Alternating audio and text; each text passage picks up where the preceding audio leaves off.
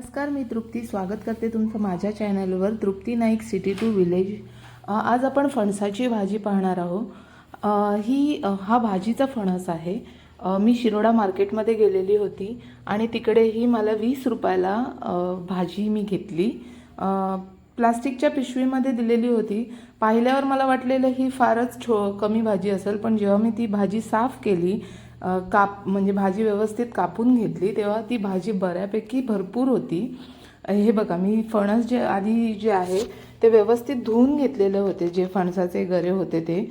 आणि त्यानंतर हे बघा, असे ते फणसाच्या बियाची जी साल असते ती काढून आणि फणसाचे जे गरे आहेत त्याला बारीक असं मधून फाडून, अगदी हाताने भाजीचा फणस हा कोवळा असतो आणि त्याच्यामुळे तो व्यवस्थित असा बारीक करता येतो आपल्याला।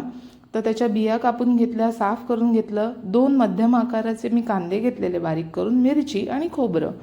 तर एका कढईमध्ये जे आहे ते मी तेल घातलं, कुकिंग ऑइल, आणि त्यामध्ये राई घातली फोडणीला।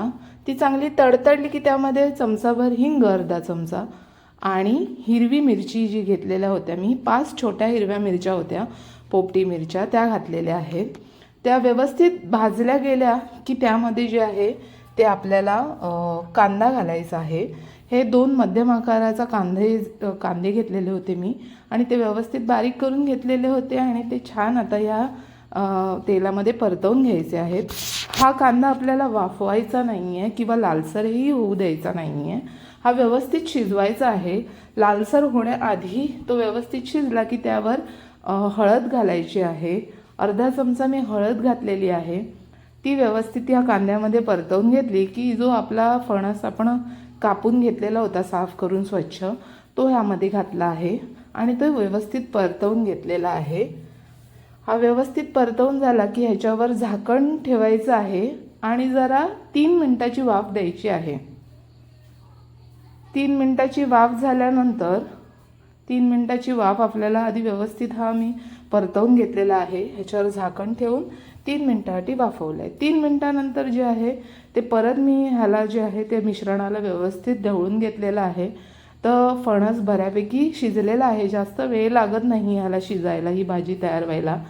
ह्याच्यामध्ये आता मी चमचाभर मीठ घातलेलं आहे, ते परत मी ह्याच्यामध्ये मिक्स करून व्यवस्थित परतवून घेऊन ह्याच्यावर झाकण ठेवायचं आहे।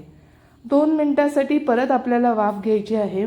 3 मिनिटं आधी 2 मिनिटं मीठ घातल्यानंतर आणि चांगलं, हे बघा, मिठाने थोडं पाणी सुटतं आणि छान अशी शिजली जाते। मग जे ओलं खोबरं घेतलेलं होतं मी, अर्धा वाटी ओलं खोबरं घेतलेलं होतं, ते ह्याच्यामध्ये किसून घेतलेलं होतं आणि ते घातलं, व्यवस्थित ढवळलं, त्याच्यामध्ये परतवलं ते आणि झाकण मारून 2 मिनिटं शिजवलं।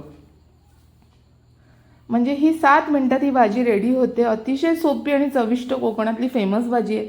तुम्हाला आवडला तर हा व्हिडिओ, तुम्ही ही भाजी करून पहा। माझ्या व्हिडिओला लाईक करा, शेअर करा आणि माझ्या चॅनलला सबस्क्राईब करा। अशी आपली फणसाची भाजी। धन्यवाद।